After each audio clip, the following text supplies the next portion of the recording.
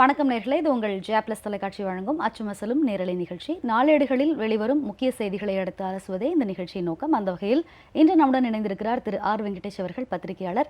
Welcome பண்ணலாம் sir. வணக்கம் sir. முன்னாடி சொன்ன மாதிரி பல்வேறு விஷயங்கள் நாளேடுகளில் தினமும் வெளிவந்து தான் கொண்டிருக்கிறது. அந்த வகையில் மிக முக்கியமான ஒரு விஷயம் அப்படின்னு பார்த்தோம்னா, இப்போ சமீபத்தில் ஸ்ரீலங்கா இலங்கையில் நடந்த ஒரு விஷயம். கிட்டத்தட்ட 359 பேருக்கும் மேலே பலியானதாக இப்போ சமீபத்திய தகவல்கள் தெரிவிக்கின்றன. இந்த குண்டுவெடிப்பு தாக்குதலில் ஈடுபட்டோர் தொழிலதிபர்களுடைய மகன்கள் அப்படின்ற ஒரு விஷயமும் தெரிய வந்திருக்கு. கிட்டத்தட்ட 9 பேர்கள் ஈடுபட்டிருக்கிறார்கள். அதில் ஒருவர் பெண் அப்படின்றது கூட ஒரு செய்தி வந்திருக்கு. இல்லைங்க, இப்போ இந்த ஒரு சூழ்நிலை இன்றைக்கி படிப்படியாக இன்றைக்கி புலன் விசாரணை தொடர்ச்சியாக பல்வேறு தகவல்கள் வெளிவந்து கொண்டிருக்கின்றன. எதிர்பார்த்த மாதிரியே இப்போ குறிப்பாக முதல்ல யாரும் இதுக்கு பொறுப்பேற்காமல் இருந்தால் அப்புறம் IS பயங்கரவாத இயக்கம் அதுக்கு பொறுப்பேற்று கொண்டிருக்கிறது. அதுக்கப்புறம் அது சம்மந்தப்பட்டவருடைய புகைப்படம் ஒன்று ஒரு வீடியோ இதெல்லாமே இன்றைக்கி நம்ம பார்க்க கிடைக்குது. ஒரு அம்சம் என்னென்னா, நீங்கள் 2009 பெரிய போருக்கு அப்புறம் பாதிப்புகளுக்கு பின்னாடி இந்த நாடு படிப்படியாக ஒரு தன்னை சீரமைத்து கொள்ளக்கூடிய ஒரு சூழ்நிலையில் இன்றைக்கி என்ன நடந்திருக்கிறது அப்படின்றால், அங்கே கிடைத்திருக்கக்கூடிய இந்த ஒரு வாய்ப்பை பயன்படுத்தி கொண்டு இந்த மாதிரியான பிரிவினைவாத குழுக்கள் அங்கே படிப்படியாக தங்களுடைய ஆதிக்கத்தை செலுத்த வந்திருக்கின்றன. இப்போ மிக முக்கியமாக நாம் புரிந்து கொள்ள வேண்டியது என்னென்னா, அங்கே ஒரு இது வெறும் ஒரு இந்த தாக்குதலை நிகழ்த்தியவர்கள் என்பவர்கள் நீங்கள் IS இயக்கத்தினுடைய இவங்களாக இருக்கலாம். ஆனால் நீங்கள் இதில் ஒரு புவிசார் அரசியல் ஒன்று இதில் பின்னாடி இருக்குது. இந்த புவிசார் அரசியலை தான் நம்ம ரொம்ப கூர்ந்து கவனிக்க வேண்டிய அவசியம் இருக்கிறது. என்னென்னா, இதுக்கான ஒரு வாய்ப்பு தங்களுடைய ஒரு இடத்தை தக்க வைத்துக் கொள்ள வேண்டும் என்று ஒவ்வொரு மதக்குழுவினரும் அங்கே ஈடுபடுகிறார்கள். இதுக்குள்ளே ஏற்படக்கூடிய முதல்ல இதை அந்த நாட்டினுடைய உளவுத்துறை சென்ஸ் பண்ணி முதல்லையே இவர்களை எல்லாம் தடுத்திருக்க வேண்டும், கட்டுப்படுத்தியிருக்க வேண்டும், அவர்களை முளையிலேயே கிள்ளி எறிந்திருக்க வேண்டும். ஆனால் அது நடைபெறவில்லை. இப்போ நிறைய தகவல் வருகிறதுல என்ன பார்த்தீங்கன்னா, இது சம்பந்தமான பேச்சுகள், இது சம்பந்தமான ஒரு ஹேட் ஸ்பீச்சஸ்லாம் கடந்த 3 ஆண்டுகளாகவே அங்கே நடைபெற்று வந்திருக்கின்றன. ஆனால் நீங்கள் சர்வதேச ஊடகங்களுக்கு இதெல்லாம் வெளிப்படையாக தெரியவில்லை. ஆனால் நீங்கள் அந்த நாட்டுக்குள்ளே இருந்த இஸ்லாமியர்களுக்கு அவர்களுக்கெல்லாம் நிறைய பேருக்கு தெரிந்திருக்குது. அவர்களே போய் நீங்கள் காவல்துறையில் இதுக்கு கம்ப்ளைண்ட் பண்ணியிருக்கிறாங்க. எல்லாம் நடந்திருக்கு. என்ன நடவடிக்கை எடுக்கப்பட்டதுன்னா தெரியலன்னு இப்போ சொல்கிறாங்க. அதே சமயத்தில் நீங்கள் இன்னொரு அம்சம் என்னென்னா, நீங்கள் இதை இன்றைக்கி ஒரு சூழ்நிலை ஏற்படும்போது என்ன நடக்குதுன்னு கேட்டிங்கன்னா, உடனடியாக நீங்கள் ஒரு அமெரிக்காவினுடைய உதவியை நாட வேண்டிய அவசியம் ஒன்று ஏற்பட்டு விடுகிறது. ஏனென்றால் இன்றைக்கு பயங்கரவாதத்தை தடுப்பதற்கான ஒரு பெரிய முயற்சிகளை நீங்கள் அமெரிக்கா ஒன்று தான் முன்னின்று செய்து கொண்டிருக்கிறது. பல்வேறு நாடுகளில் நீங்கள் இருக்கக்கூடிய மிகப்பெரிய சிக்கல் என்னவென்றால், இது மாதிரியான ஒரு பயங்கரவாதத்தை கட்டுப்படுத்துவதற்கு முதல்ல தவறிவிடக்கூடிய பல நாடுகளில் பின்னால் அதை படிப்படியாக மேலும் மேலும் மேலும் வளர்ந்து விடுகிறது. வளர்ந்து விட பின்னால் அதை முற்றிலுமாக அந்த அரசாங்கம் செயலிழந்து போய் அதை கட்டுப்படுத்துவதற்கு தவறிவிடுகிறது. அந்த மாதிரியான ஒரு தருணத்தில் நீங்கள் வேறு வழி இல்லாமல் அமெரிக்காவினுடைய சரணடைய வேண்டிய ஒரு அவசியம் ஏற்பட்டு விடுகிறது. இன்றைக்கும் அப்படிப்பட்ட ஒரு சூழ்நிலை தான் ஏற்பட்டு கொண்டிருக்கு. இன்றைக்கு தென் பிராந்தியங்கள், குறிப்பாக நீங்கள் சவுத் ஈஸ்ட் ஏஷியா முழுசிலும் அமெரிக்கா கால் பதிப்பதற்கான ஒரு முயற்சியை செய்து கொண்டிருக்கிறது. அதில் இந்த சம்பவம் மிகப்பெரிய ஒரு வாய்ப்பாக மாறி இருக்கிறது. அதே சமயத்தில் இது நீங்கள் ஒரு அதிகார போட்டிக்கான ஒரு விஷயமாக தான், சீனாவும் அமெரிக்காவுக்குமான ஒரு அதிகார போட்டியினுடைய ஒரு வெளிப்பாடாகவும் இதை நாம் சேர்ந்து புரிந்து கொள்ள வேண்டும். என்ன இதில் அடிப்படை சிக்கல் அப்படின்னு கேட்டிங்கன்னா, இதை இவ்வளவு தூரம் ஏன் அந்த அரசாங்கம் வளர்த்து விட்டது? ஏன் அதை தடுப்பதற்கான முயற்சிகளை எடுக்கவில்லை?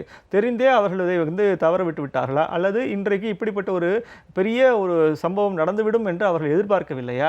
என்ன இன்டெலிஜென்ஸ் குறைபாடு? எப்போ நீங்கள் இது ஒரு பெரிய பிரச்சனை.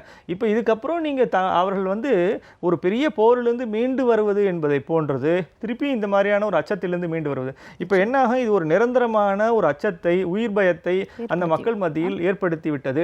அவர்கள் இப்போது அதிலிருந்து எப்படி வெளியே வருவார்கள் என்பதுதான் ஒரு மிகப்பெரிய கேள்விக்குறியாங்க. அதே மாதிரி ஒரு பக்கம் இவ்வளோ பரபரப்பான விஷயங்கள் போயிட்டு இருக்கு. நம் இந்தியாவில் தேர்தல் களம் மிக சூடுபிடித்து நிறைய இடத்துல 2ஆம் கட்டம் 3ஆம் கட்டம் தேர்தலாம் பார்த்துக்கிட்டு இருக்கோம். அப்படி இருக்கும்போது பிரதமர் நடிகர் அக்ஷய் குமாருடைய ஒரு கலந்துரையாடல் நேற்று சமீபத்தில் வெளிவந்திருக்கு. அதில் ரொம்ப கூலாக பிரதமர் சொல்லியிருக்காரு, நான் பிரதமர் ஆகணும் அப்படின்னு நான் ஆசைப்பட்டதே இல்லை அப்படின்ற மாதிரியான தகவல்கள்லாம் முன்னிறுத்தியிருக்காரு. பல பர்சனல் விஷயத்தையும் ஷேர் பண்ணதா. ஆமாம், இல்லைண்ணா, அதில் ஒரு முக்கியமான அம்சம் என்னன்னா, அவர் தன்னை ஒரு RSS தொண்டராகத்தான் தன்னை இணைத்து கொண்டிருக்கிறார். அவரே இப்படிப்பட்ட ஒரு முயற்சிகளில் தான் ஈடுபடவில்லை அப்படின்னு தனக்காக சேர்ந்தது, தனக்கான ஒரு பொறுப்பு அப்படிங்கிற ஒரு அர்த்தத்துலேருந்து அவர் அதை தனக்கு வழங்கப்பட்ட ஒரு பொறுப்பு அப்படிங்கிற அர்த்தத்துலேருந்து தான் அதை சொல்கிறாரு.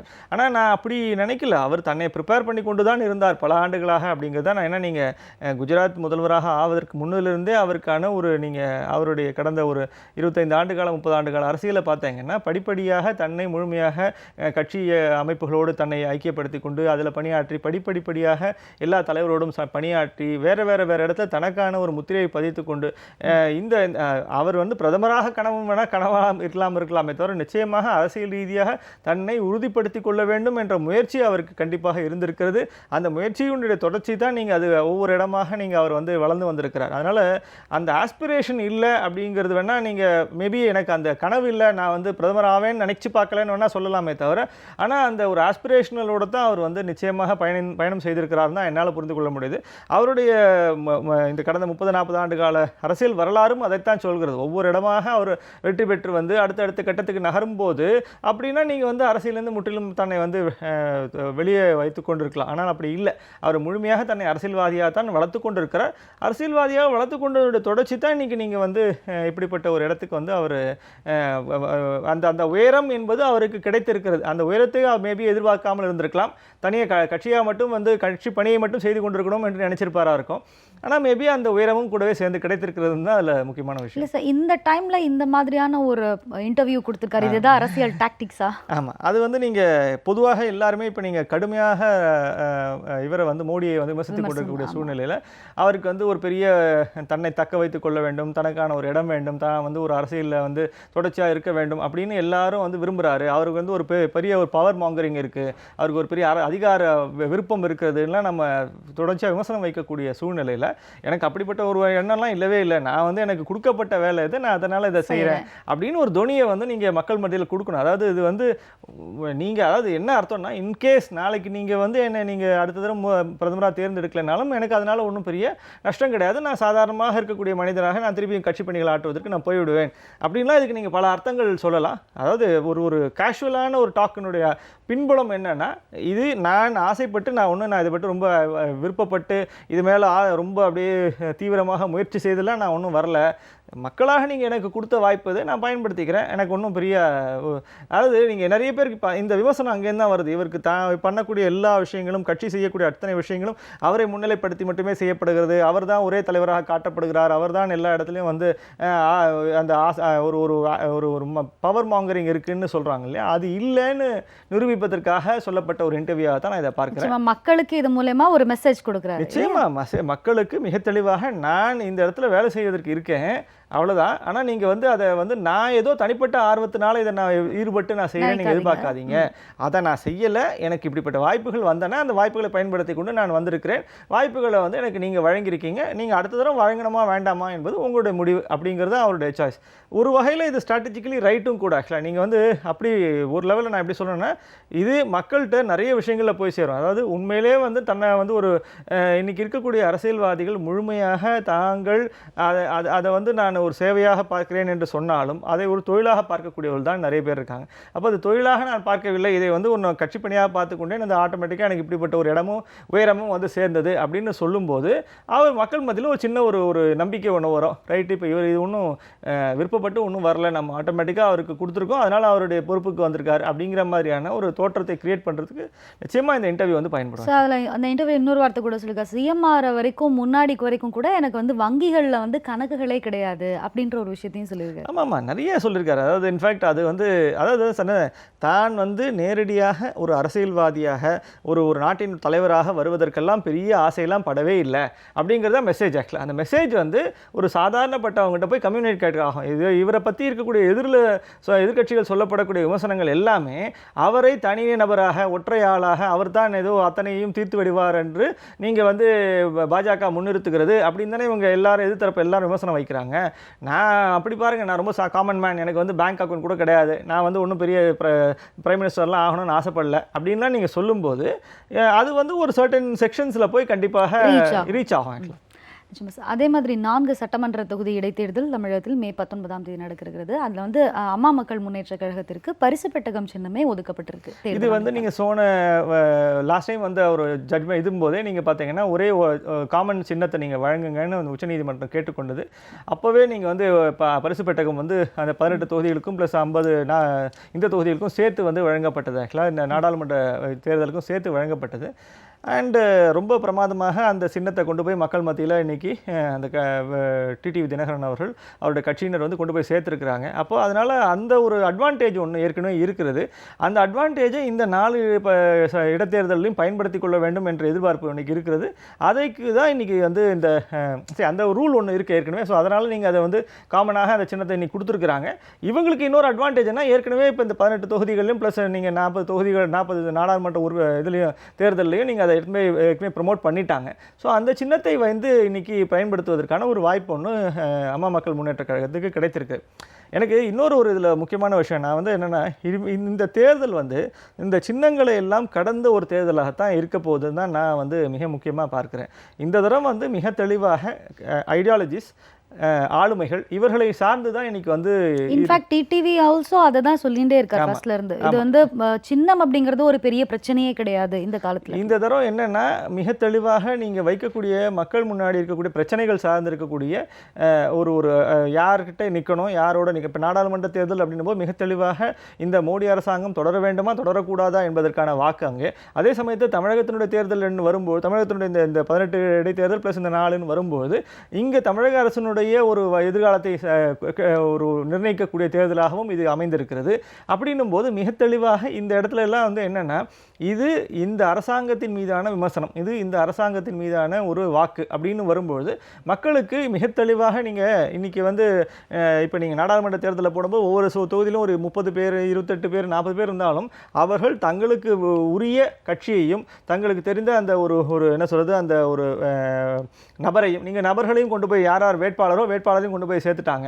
அப்போ இயல்பாகவே தேர்வு செய்வது என்பது மிக தெளிவாக இந்த தரம் வந்து போயிருந்திருக்கு. ஒரு காலத்தில் தான் நம்ம என்ன சொல்லுவோம், ஒன்று வந்து நீங்கள் இரட்டையில் தான் தெரியும் அல்லது உதயசூரியன் தான் தெரியும், இதுக்கு மேலே ஓட்டு போட மாட்டாங்கன்னு நம்ம ஒரு ட்ரெடிஷ்னலான பேசிகிட்டு இருப்போம். அதுக்கு ஒரு வலிமை இருப்பதாக நம்ம பார்த்தோம். ஆனால் இப்போ வந்த தேர்தல்களில் இந்த ஒரு படிப்படியாக ஒரு கல்வி அறிவு முன்னேற்றம் அடைந்திருக்கிறது, பிரச்சாரம் போய் சேர்ந்திருக்கிறது, இன்னைக்கு ஊடகங்கள் பெருகிருக்கின்றன. அப்படின்னும் போது இயல்பாகவே இன்னைக்கு மக்கள் முன்னாடி இருக்கக்கூடியது மிக முக்கியமாக என்னென்ன இஷ்யூஸ்க்காக நம்ம வந்து யாரை சார்ந்து நின்று வாக்கு அளித்தால் அது வந்து தீர்வுக்கு போய் சேரும் அப்படிங்கிற ஒரு எண்ணத்துக்கு வந்திருக்கிறாங்க.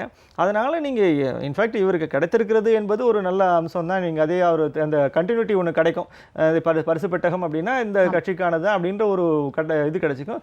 இப்போ அவர் வந்து இப்போ கட்சியை ரெஜிஸ்டர் பண்ணவும் போயிருக்காரு. ரெஜிஸ்டர் பண்ணும்போது அங்கேயும் இதே மாதிரியான இதே சின்னத்தை கோருவதற்கான ஒரு வாய்ப்பு இருக்கிறது. ஸோ அப்போ ஆட்டோமேட்டிக்காக நீங்கள் வந்து இது வந்து அவருடைய அரசியல் பயணத்தில் நிச்சயமாக இந்த சின்னமும் கூடவே இனிமேல் வந்து ஐடென்டிஃபை ஆகும் தான் நினைக்கிறேன்.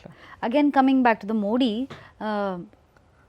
பல்வேறு பிரச்சனைகளில் வந்து மோடி அவர்கள் மௌனம் காப்பது ஏன் அப்படின்னு சொல்லிட்டு முன்னாள் மத்திய அமைச்சர் ப சிதம்பரம் வந்து ட்விட்டரில் வந்து கேள்வி எழுப்பியிருக்கார். அதில் அவர் சொன்ன விஷயங்களில் வந்து ஜிஎஸ்டி பற்றி ஏன் வந்து மௌனம் காக்கிறார், நிறைய விஷயங்கள் ஏன் பேசுறதில்ல, தொழிலாளர்கள் பிரச்சனை பற்றி ஏன் பேசுறதில்ல, இந்த மாதிரி பல்வேறு கேள்விகளை வந்து எழுப்பியிருக்கார். எப்படி இதை நீங்கள் பார்க்கணுன்னா, இந்த தடவை வந்து பாஜகவுடைய பிரச்சாரம் எப்படி இருந்தது, எதிர்க்கட்சிகள் வைத்த விமர்சனங்கள் எப்படி இருந்தன அப்படின்னு நீங்கள் பிரித்து பார்த்தீங்கன்னா, எதிர்க்கட்சிகள் ஒரே ஒரு விஷயத்தை தான் முன்னிலைப்படுத்தின. நீங்கள் 5 ஆண்டுகளுக்கு முன்பு 2014 நீங்கள் எலெக்ஷனை கேம்பெயின் பண்ணும்போது என்னென்ன அம்சங்களை எல்லாம் நீங்கள் முன்னிலைப்படுத்தினீங்களோ, வருஷத்துக்கு 2 கோடி வேலை வாய்ப்புகள், 15 லட்சம் ரூபா நான் என் வங்கி கணக்கில் கொடுக்க போகிறேன் அப்படின்னு சொன்னது, இந்த மாதிரியான அன்னைக்கு வைக்கப்பட்ட கோஷங்கள் எல்லாத்தையும் இன்றைக்கி ஞாபகப்படுத்தி, அதே சமயத்தில் மாநிலத்தில் வரும்போது மாநிலத்தில் இருக்கக்கூடிய பல்வேறு முக்கியமான பிரச்சனைகள், இப்போ தமிழ்நாடு எடுத்துட்டீங்கன்னா அதுக்குள்ளே இருக்கக்கூடிய பல்வேறு பிரச்சனைகளில் நீங்கள் மத்திய அரசாங்கம் செய்த ஒரு முக்கியமான செயல்பாடுகள் இதையெல்லாம் விமர்சனம் செய்து இதுக்கெல்லாம் நீங்கள் பதில் சொல்லணும் அப்படின்னு எதிர்க்கட்சிகள் வந்து கடுமையான ஒரு கேள்வியை வந்து இவர் மேலே பாஜக மீது வைத்துக்கொண்டே இருக்கிறது. ஆனால் பாஜக ஒரு காரியத்தை மிக தெளிவாக இந்த எலெக்ஷன் ஆரம்பத்திலேருந்தே செய்து கொண்டிருக்கிறார்கள். அவர்கள் இந்த கேள்விகள் எதற்கும் பதில் சொல்வதில்லை. இந்த கேள்விகள் அத்தனையும் கேள்விகளாகவே இருக்கட்டும், ஆனால் நாங்கள் செய்திருக்கிறோம் என்று நினைக்கக்கூடிய இருக்கக்கூடிய சாதனை பட்டியலை நாங்கள் கொடுத்து கொண்டே இருக்கிறோம், புதுசான திட்டங்களை கொடுத்து கொண்டே இருக்கிறோம். இதே மாதிரியான ஒரு கவுண்டராக இன்னொரு இந்த கவுண்டர் நரேட்டிவாக இதை வந்து பாஜக முன்வைத்து கொண்டே இருக்கிறது. மக்கள் வந்து தீர்ப்பளிக்கட்டும். நீங்கள் இந்த விமர்சனங்களுக்கு நீங்கள் பதில் சொல்லணுமா, அந்த பதில் இப்போ என்ன ஆகும்னா, இந்த விமர்சனங்களுக்கு நீங்கள் பதில் சொல்ல ஆரம்பித்தா அது தேவையில்லாத இன்னும் போய் குழப்பத்தில் தான் போய் முடியும். அதை வந்து நீங்கள் உட்காந்து நியாயப்படுத்தவோ முடியாமல் போகக்கூடிய சிக்கல் எல்லாம் இருக்கும். அப்படிங்கிறனால பாஜக அந்த ஸ்ட்ராட்டஜிக்குள்ளே போகவே இல்லை. எந்த விதமான விமர்சனங்களுக்கும் பதில் சொல்ல அது இறங்கவே இல்லை ஆக்சுவலாக. ஆனால் மிக தெளிவாக அவர்கள் இன்னொரு செட் ஆஃப் ஐடியாஸை முன்னாடி வைக்கிறாங்க. இப்போ நான் தமிழகத்தின் அப்படின்னு எடுத்துட்டேன், நாங்கள் தான் வந்து இந்த எய்ம்ஸ் கொண்டு வந்தோம், இல்லை வந்து இரட்டை பாதை போட்டோம், இந்த மாதிரி வரிசையாக ஒரு 10 விஷயங்களை அவங்க முன் வைக்கிறாங்க. அப்போ என்ன ஆகுது, இப்போ நீங்கள் போகக்கூடிய மக்களுக்கு வந்து இந்த இடத்துல மிக தெளிவாக இந்த பக்கம் விமர்சனங்கள், இந்த பக்கம் அல்லது இந்த பக்கம் நீங்கள் சாதனைகள், இந்த பக்கம் வேதனைகள் அப்படின்னு ஒரு இருக்குது. இதுக்குள்ளே நீங்கள் எதை முடிவு பண்ணுறீங்களோ நீங்கள் முடிவு பண்ணிக்கோங்கன்னு மக்கள்கிட்ட விட்டுட்டாங்க. இப்போ நாம் தொடர்ச்சியாக நீங்கள் வந்து இதுக்கெல்லாம் ஏன் பதில் சொல்லலைன்னு நீங்கள் பாஜகவை நோக்கி கேட்டால் அவர்கள் பதில் சொல்ல தயாராக இல்லை என்பதுதான் அவருடைய மௌனத்துக்கான பதிலாக நாம் புரிந்து கொள்ள வேண்டும். ஸோ அதே மாதிரி இந்த டிக்டாக் செயலிக்கு வந்து கொஞ்சம் சமீபத்தில் காலத்தில் வந்து ஒரு தடை இருந்தது. அந்த செயலியை வந்து யாராலையும் பதிவிறக்கம் செய்ய முடியாதுன்ற மாதிரியான ஒரு தடை இருந்தது. அந்த தடையை இப்பொழுது வந்து நிபந்தனையுடன் நீக்கி இருக்கிறது மதுரை உயர்நீதிமன்றம். நீங்கள் வந்து நான் எப்போவுமே இதை பற்றி தொழில்நுட்பத்தை பற்றி பேசும்போது நான் இதை ஒரு விஷயத்தை சொல்லிக்கொண்டே இருப்பேன். ஆக்சுவலாக என்னென்னா, தொழில்நுட்பங்கள் எப்படி உருவாக்கப்படுகின்றன மக்களுடைய விருப்பங்களிலிருந்தும் தேவைகளிலிருந்தும் புரிந்து கொண்டு உருவாக்கப்பட்டு தான். நீங்கள் வந்து ஃபேஸ்புக் ஆகட்டும், ட்விட்டர் ஆகட்டும், இன்ஸ்டாகிராம் ஆகட்டும், எதுவாக இருந்தாலும் நீங்கள் வந்து இந்த மாதிரியான அவருடைய அடிப்படை ஆர்வத்திலேருந்தும் தேவையிலேருந்தும் வந்து உருவாகுது. அதனால தான் நீங்கள் அது வந்து உடனடியாக பரவலாக எல்லா இடத்துலையும் பயன்பாட்டுக்கு வந்து சேருது. நீங்கள் அதை யாரும் வந்து உட்காந்து ப்ரமோட் பண்ண வேண்டிய அவசியமே இல்லை. அந்தளவுக்கு வந்து அது எளிமையாக போய் சேருவதற்கான காரணமே இந்த மாதிரியான அதனுடைய ஒரு வீச்சு வந்து அதனுடைய செயலிலேயே இருக்கக்கூடிய ஒரு ஃபீச்சர்ஸ் தான். ஆக்சுவலாக இந்த ஃபீச்சர்ஸை கட்டமைக்கும் போதே அவர்கள் மக்களுடைய விருப்பங்களை சார்ந்து தான் கட்டமைக்கிறார்கள். இப்போ நம்முடைய சிக்கல் என்ன ஆகுதுன்னா, இந்த ஃபீச்சர்ஸை இருக்கக்கூடிய இந்த செயலிகள் ஆஸ் சச் எந்த விதமான ஒரு கெட்ட நோக்கங்களும் கொண்டு உருவாக்கப்பட்டது அல்ல. அது வந்து மக்களுடைய விருப்பத்துக்கு ஏற்ப உருவாக்கப்பட்டவை. ஆனால் அதை பயன்படுத்துவர்கள் தான் அதை நல்லதாகவோ கெட்டதாகவோ மாற்றுகிறார்கள். இது நீங்கள் வாட்ஸ்அப்லையும் பார்க்க முடியும், ஃபேஸ்புக்லையும் பார்க்க முடியும், எல்லா இடத்துலையும் நீங்கள் இதை பார்க்கலாம். பயன்படுத்துபவர்கள் அதை நல்ல நோக்கத்தோடு பயன்படுத்தினால் அதற்கான ஒரு பலன்கள் நிச்சயமாக இருக்கும். இப்போ நீங்கள் பல பேர் யூடியூப்பில் சேனல்ஸ் நடத்தி கொண்டு நல்ல வருவாய் பார்க்கக்கூடியவர்கள் இருக்கிறார்கள். யூடியூப்பில் நீங்கள் மிகப்பெரிய அளவில் வெகுஜன ஊடகங்களில் கண்ணுக்கு படாத ஏராளமானோர் நீங்கள் வந்து யூடியூப் சேனல்ஸ் நடத்தி இன்றைக்கி பிரபலமாக இருக்கிறார்கள். அதில் பாடகர்கள் இருக்கிறார்கள், சமையல்காரர்கள் இருக்கிறார்கள், கிராஃப்ட்ஸ்மென்ஸ் இருக்கிறாங்க. அப்போது இயல்பாகவே அந்த ஊடகத்தை எப்படி நீங்கள் பயன்படுத்துகிறீங்க அப்படிங்கிறது தான் இருக்குது. இதே மாதிரி ஃபேஸ்புக் அதே மாதிரி தான். அதை நல்ல ஒரு சிந்தனைக்கான ஒரு தளமாக மாற்றுவது என்பதும் உங்கள் கையில தான் இருக்கிறது. அல்லது அதை கொச்சையாக நீங்கள் வந்து அடுத்தவர்கள் மீதான விமர்சனமாக மாற்றுவது என்பதும் உங்களிடம் தான் இருக்கிறது. இப்போ இதை வந்து நம்ம இந்த ஜனநாயகப்படுத்தலை இந்த எல்லாரும் பயன்படுத்தக்கூடிய இந்த என்ன சொல்கிறது, ஒரு கட்டற்ற சுதந்திரத்தை இந்த சமூக ஊடகங்கள் வழங்கி இருக்கின்றன. இப்போ சிக்கல் இங்கே தான் ஆரம்பிக்குது. இப்போ நீங்கள் இதே மாதிரியான விமர்சனங்கள் ஃபேஸ்புக்கு இருந்துச்சு, இதே மாதிரியான விமர்சனங்கள் வாட்ஸ்அப்புக்கு இருந்துச்சு. அப்போது சின்ன ரீதியான ஒரு கட்டுப்பாடுகள் கொண்டு வந்தாங்க. அப்போ கட்டுப்பாடுகள் கொண்டு வந்த போது நீங்கள் வாட்ஸ்அப்பில் இத்தனை பேருக்கு மேலே நீங்கள் ஃபார்வர்ட் பண்ணக்கூடாது, இதெல்லாம் நீங்கள் வந்து மிக தெளிவாக ஃபார்வர்டுன்னு இருந்தால் அந்த ஃபார்வர்டுன்னு இருக்கும், நீங்கள் தான் எழுதுறீங்களா.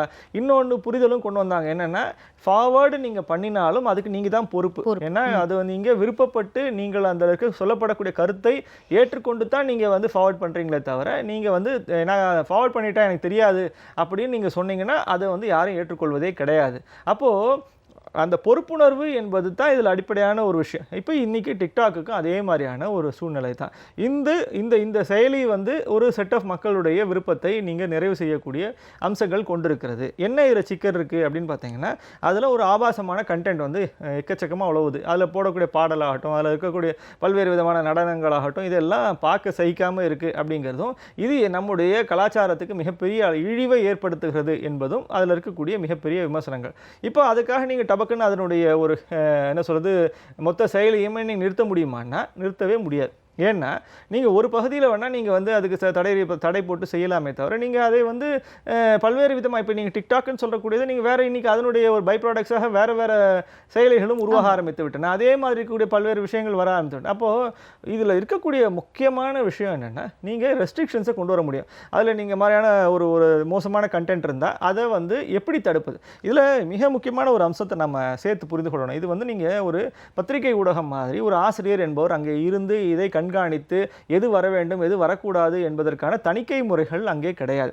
அப்போது சமூக ஊடகங்களில் தணிக்கை என்பது அதை பயன்படுத்தக்கூடியவர்கள் தான் தணிக்கை செய்ய வேண்டுமே தவிர தணிக்கையாளர்கள் என்று தனியாக எங்கேருந்து வெளியே இருக்க முடியாது. நீங்கள் அதனால தான் பல ஃபீச்சர்ஸ் பார்த்தீங்கன்னா நீங்கள் ஃபேஸ்புக்கிலலாம் என்ன இருக்கும், ரிப்போர்ட் ஸ்பேம்னு இருக்கும், அல்லது வந்து நீங்கள் வந்து அந்த நான் எழுதக்கூடிய நபரே தொடர்ச்சியாக அவதூறு பேசி கொண்டிருந்தால் அவரை பற்றி ரிப்போர்ட் பண்ணலாம், அந்த இதை பற்றி கண்டென்ட்டை ரிப்போர்ட் பண்ணலாம்.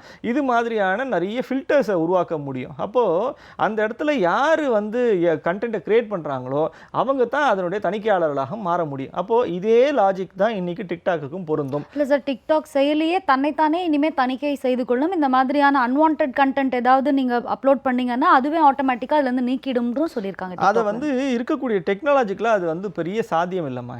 எந்த அளவுக்கு அது பாசிபிள்ன்றது ஒரு கொஸ்டின். ஏன்னா ஒரு லட்சக்கணக்கான வீடியோஸ் வந்து உருவாகும் போது அது எல்லாத்தையும் நீங்கள் ஏதேனும் ஒரு இப்போ வேர்ட்ஸ்னால் நீங்கள் அதில் இருக்கக்கூடிய நீங்கள் ப்ரொஃபைனிட்டி ஃபில்டர்னு ஒன்று உண்டு, அதை நீங்கள் போட்டு ஆட்டோமேட்டிக்காக நீங்கள் வேர்ட்ஸை வந்து ஃபில்டர் பண்ணி அதன் மூலமாக நீங்கள் கண்ட்ரோல் பண்ணணும். வீடியோவில் நீங்கள் என்ன பண்ணுவீங்க, அப்போ அதை எப்படி நீங்கள் உட்காந்து செக் பண்ணுவீங்க, அதுக்கான ஏதோ ஒரு சிஸ்டத்தை பில்ட் பண்ணுவாங்கன்னு வச்சுக்கோங்க. ஆனால் என்ன ஆகும் அப்படின்னு கேட்டிங்கன்னா இதை விட மிக எளிமையான ஒரு விஷயம் என்னென்னா ரிப்போர்ட் பண்ணக்கூடிய வாய்ப்புகளை நிறைய அதிகப்படுத்தணும். இதில் இருக்கக்கூடிய தவறான ஒரு வீடியோ நான் பார்த்தேன்னா அதை பற்றி உடனடியாக நான் வந்து அந்த டிக்டாக்கு தெரிவிப்பதற்கான ஒரு மெக்கானிசத்தை, ஃபீட்பேக் மெக்கானிசத்தை அதிகப்படுத்திட்டோம். அப்போது எந்த வீடியோவும் நீங்கள் போட்டால் தவறான வீடியோவாக இருந்துச்சுன்னா அது வந்து நீங்கள் அதிகமாக பகிர முடியாத அளவுக்கு அதை நீங்கள் தடை செய்ய முடியும். அப்போது இயல்பாகவே படிப்படியாக இந்த கண்ட்ரோல்ஸ் இந்த மக்கள் தான் இதை தணிக்கை செய்ய வேண்டும், இதை பயன்படுத்துபவர்கள் தான் இதை தணிக்கை செய்ய வேண்டும்.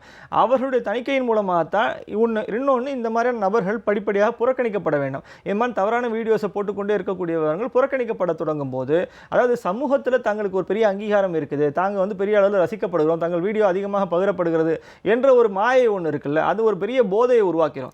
அந்த போதை கிடையாது, அது மாதிரி உங்களை வந்து யாரும் ஒன்றும் ரசிக்கலை, அது வந்து கேவலமாக தான் அதை வந்து நினைக்கிறோம் அப்படின்னு நீங்கள் அதை புரிந்து கொண்டு அதை தணிக்கை செய்யும் போது தான், மக்களே அதை விலக்கி வைக்கும் போது தான் இயல்பாக அதை செய்யக்கூடியவர்கள் வந்து கொஞ்சம் அடங்குவார்கள். இல்லை செல்ஃப் கண்ட்ரோல்ங்கிறது, செல்ஃப் ரெஸ்ட்ரெயின் இருந்தால் இதை முதல்ல செய்யவே மாட்டாங்க. அது முதல் விஷயம், அதுதான் நான் எப்பவுமே சொல்வேன். ஆனால் இந்த செல்ஃப் ரெஸ்ட்ரெயின் இருந்தால் ஒரு கேவலம், தனக்கே இது கேவலமா இல்லையா, தான் இதை செய்யக்கூடாதா அப்படின்னு நினைக்கும் போது, இப்போ நீங்கள் பாட்டு பாடகியாக இருக்கீங்க, நீங்கள் வந்து எப்படி பாடணும்னு நினைக்கிறீங்களோ நீங்கள் வந்து ஸ்மூலெல்லாம் நீங்கள் பாடுறீங்க. அப்போ பாடினீங்கன்னா அது உங்களுக்கான ஒரு டேலண்ட்டை வெளியேறதுக்கான ஒரு வாய்ப்பாக இருக்குது, அதை நீங்கள் பயன்படுத்துறீங்க. ஆனால் ஒரு இன்னொருத்தர் நபர் அதையே வந்து நீங்கள் மோசமாக பயன்படுத்தினார்னா அப்போ அவரை நீங்கள் என்ன பண்ணுவீங்க, அப்போ முதல்ல அவருக்கு செல்ஃப் ரெஸ்ட்ரெயின் இல்லைன்னு தானே அர்த்தம். அப்போது அவருக்கு செல்ஃப் ரெஸ்ட்ரெயின் இருந்ததுன்னா அதை செய்யவே மாட்டார். அது முதல் விஷயம். அவர் செல்ஃப் ரெஸ்ட்ரெயின் இல்லாத ஆட்கள் தான் இதெல்லாம் உழுந்திருக்காங்க போய்.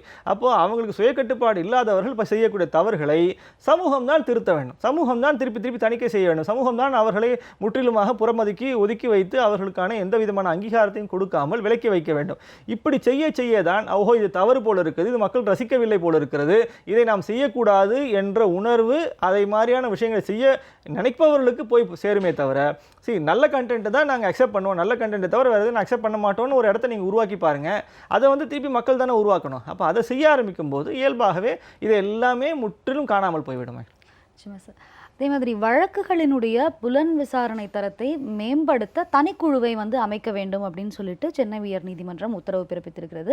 குற்றவாளிகளை குற்றவாளிகளாகவே வைத்திருப்பது மிகுந்த வேதனைக்குரியது அப்படின்ற ஒரு பதிவையும் கண்டனத்தையும் வெளிப்படுத்தியிருக்கிறது. அது ரொம்ப மிக முக்கியமான ஒரு குழு, அது மிக முக்கியமான ஒரு பாயிண்ட்ல வந்து நீதிமன்றம் அந்த அந்த குழுவை அமைத்திருக்கிறது. ஆக்சுவலாக என்னென்னா பல இடங்களில் நீங்கள் வந்து வழக்கினுடைய தரம் அப்படிங்கிறது நீங்கள் நீதிமன்றத்தில் போனாலும் சரி, இல்லை நீங்கள் வந்து கேஸ் போடும்போதே சரி, பல இடங்களில் என்ன விதமான பிரிவுகளின் கீழ் நீங்கள் வழக்கு தொடுக்கப்படுகிறது, அந்த பிரிவுகளுக்கு உண்மையிலேயே வந்து அதுக்கான முகாந்திரம் இருக்கிறதா, நீங்கள் அது இந்த போலீஸ் ஸ்டேஷனில் அந்த முடிவு பண்ணும்போதே நீங்கள் வந்து இந்த மாதிரியான விஷயங்கள் எல்லாம் நீங்கள் யோசித்து தான் பண்ணணும். அப்போ என்ன ஆகுதுன்னா, ஒன்று நீதிமன்றத்தில் போகும்பொழுது அது அடிபட்டு போகுது, நீதிமன்றத்தில் அது எந்த விதமான ஒரு என்ன சொல்றது, இட் டசன்ட் ஹோல்ட் குட். ஆக்சுவலாக அங்கே நீதிமன்றத்தில் நிற்க மாட்டேங்குது. ஆக்சுவலாக அப்போது என்ன ஆகுதுன்னா, அதே சமயத்தில் விமர்சனம்னு வரும்போது இதெல்லாம் ஏன் என் மேலே போட்டாங்க, எதுக்கு இந்த மாதிரியான ஒரு தவறான கேஸ் போடப்படுது அப்படின்ற ஒரு குற்றச்சாட்டு தொடர்ச்சியாக விமர்சனங்கள் உட்படுது.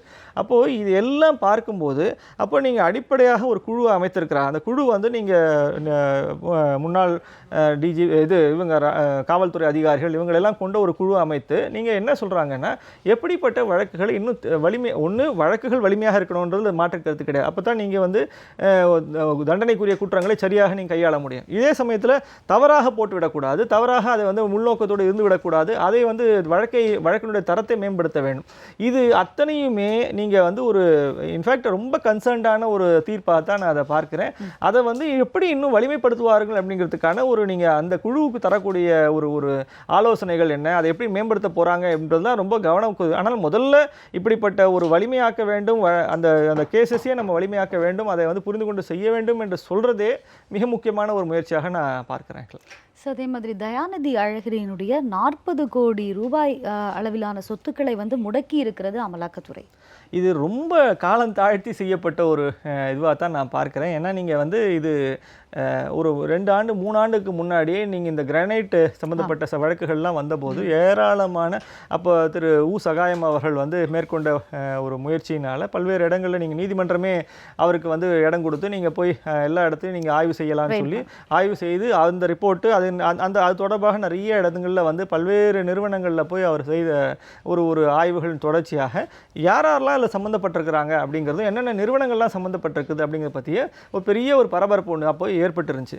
அப்போது பார்த்தீங்கன்னா இந்த மாதிரியான இப்போ தயாநிதி அழகிரி சம்மந்தப்பட்ட ஒரு நிறுவனங்கள் வந்து ஈடுபட்டிருப்பதாகவும் அதில் வந்து நீங்கள் அவர்களுக்கு வந்து மிகப்பெரிய அளவில் அதில் இப்போ இன்ஃபேக்ட் அந்த இதில் விவரங்கள் படிச்சிங்கன்னா ரொம்ப முக்கியமாக, அதாவது குத்தகை நிலம் வந்து குத்தகை நிலத்தில் வந்து அவங்க வந்து சுரங்க நடவடிக்கைகளில் ஈடுபட்டு அரசுக்கு மிக பெரும் பண மதிப்பு இழப்பை ஏற்படுத்தியிருக்கிறாங்க. அதை விட என்னென்னா அந்த இல்காட்டன் மணி வந்து இன்னும் பல்வேறு வேறு துறைகளில் பயன்படுத்தப்பட்டு அது மேலும் மேலும் பல்கி பெருகி இருக்கிறது. அது பேசிக்லி வந்து ஒரு என்ன முறையற்ற வழியில் வந்த அமௌண்ட் அப்படிங்கிறத பற்றியெல்லாம் தெளிவாக சொல்லி அதன் படிப்பு அதுலேருந்து இது வந்து மேலும் மேலும் மேலும் பல இது உருவாகி இருக்கிறது அப்படின்னு சொல்லி ரொம்ப விரிவாக சொல்லி அதுலேருந்து தான் இன்றைக்கி வந்து நீங்கள் அந்த அட்டாச்மெண்ட்டுக்கு இன்றைக்கி கொண்டு போயிருக்கிறாங்க.